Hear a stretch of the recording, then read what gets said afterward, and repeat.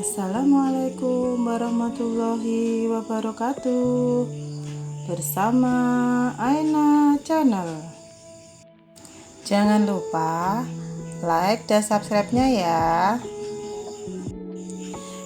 Masih bersama saya, Endah Wuryaningrum. Saya juga mencantumkan nomor WA yang bisa dihubungi jika saja ada pertanyaan seputar edukasi gizi dan kesehatan di luar dari konten ini. Di sesi 2 atau part 2 ini masih membahas tentang edukasi gizi dan kesehatan tentang diabetes mellitus. Memang saya membagi edukasi gizi dan kesehatan khusus tentang diabetes mellitus ini dalam berbagai sesi atau beberapa bagian. Sebab penderita diabetes mellitus di kalangan masyarakat pada saat ini semakin meningkat seiring dengan pola makan dan gaya hidup yang kurang sehat. Kali ini kita akan membahas mengenai pengelolaan dan pengaturan diet pada diabetes mellitus. Tentang tujuan dari pengelolaan diet diabetes dan juga bagaimana cara mengatur diet diabetes mellitus. Nah, apa saja tujuan dari pengelolaan diet diabetes mellitus ini? Pengelolaan dan pengaturan diet diabetes mellitus ini memiliki 3 tujuan. Yang pertama adalah tujuan jangka pendek. Tujuan dari jangka pendek adalah menghilangkan gejala atau keluhan diabetes mellitus. Yang kedua adalah mempertahankan rasa nyaman dan tetap sehat. Dan tujuan jangka pendek yang ketiga adalah meningkatkan kualitas hidup yang baik. Untuk tujuan pengelolaan diabetes mellitus jangka panjang adalah memberikan hidup yang lebih lama bagi penderita DM dengan mencegah penyulit atau komplikasi penyakit lain. Dan untuk tujuan akhirnya adalah menurunkan morbiditas atau tingkat kesakitan dan mortalitas atau tingkat kematian. Bagaimanakah cara pengelolaan diabetes mellitus ini? Dalam pengelolaan diabetes mellitus ini dibagi menjadi 4 pilar. Pilar yang pertama adalah edukasi dan pengetahuan tentang penyakit diabetes mellitus.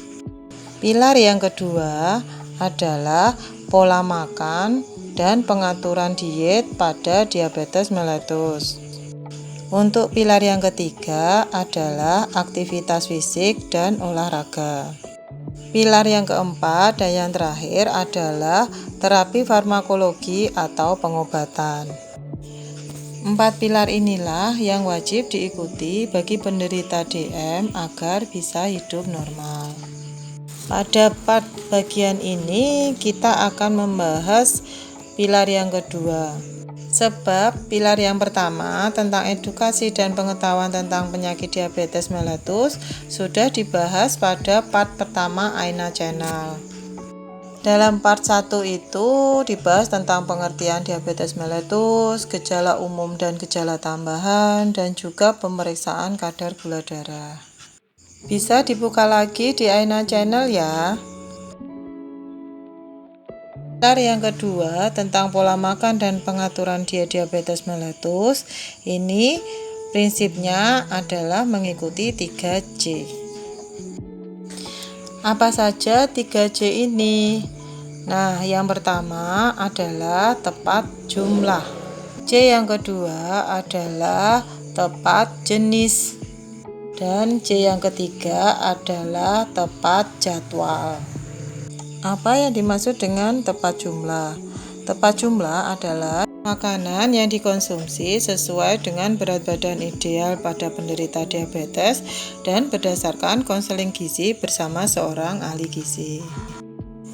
Saya mencantumkan tabel berat badan ideal untuk pria dan wanita. Sedangkan untuk mengklasifikasi atau mengkategorikan berat badan pada orang dewasa, kita menggunakan IMT atau indeks massa tubuh. Cara menghitung IMT adalah berat badan dalam kilogram dibagi tinggi badan kuadrat dalam meter. IMT normal berada pada 18,5 sampai 25,0. Dari berat badan ideal dan klasifikasi IMT ini, kita dapat menghitung kebutuhan kalori atau makan dalam sehari. Jika berat badan kita ideal, kita tinggal mengalihkan 30 sampai 35 kalori per hari. Jika kategori kurus, kita akan mengalihkan berat badan ideal dengan di atas 35 kalori.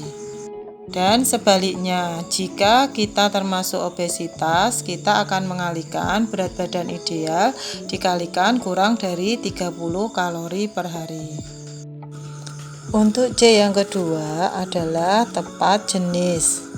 Yang dimaksud tepat jenis adalah jenis makanan yang dikonsumsi sesuai dengan konsep piring makan model T. Konsep piring makan model T adalah setengah dari piring makan terdiri dari sayuran dan buah segar. Seperempat dari piring makan terdiri dari sumber protein hewani dan juga protein nabati. Dan seperempatnya lagi dipenuhi dengan sumber karbohidrat yang berupa biji-bijian utuh dari beras, gandum, ataupun pasta. Konsep piring makan model T atau lebih dikenal dengan isi piringku, jika dalam bentuk porsi adalah 2-3 porsi adalah lauk pauk dan 2/3 porsi berikutnya adalah buah-buahan. Sedangkan 3-4 porsi adalah makanan pokok dan 3-4 porsi berikutnya adalah sayuran. Selanjutnya adalah prinsip yang ketiga adalah tepat jadwal.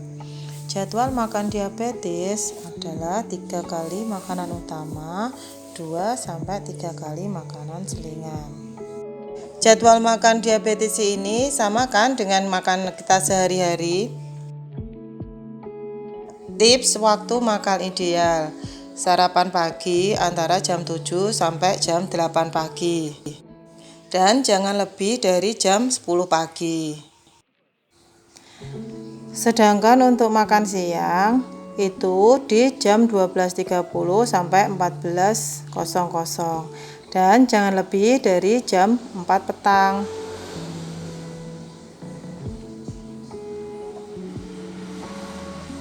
Untuk makan malam adalah jam 6 sore sampai jam 10 malam dan jangan lebih dari di atas jam 11 malam. Nah, inilah prinsip-prinsip dari pengelolaan dan pengaturan dari diabetes mellitus. Dari semua kunci keberhasilan pengelolaan dan pengaturan diet adalah keterlibatan aktif seluruh anggota keluarga dan juga lingkungan sekitarnya.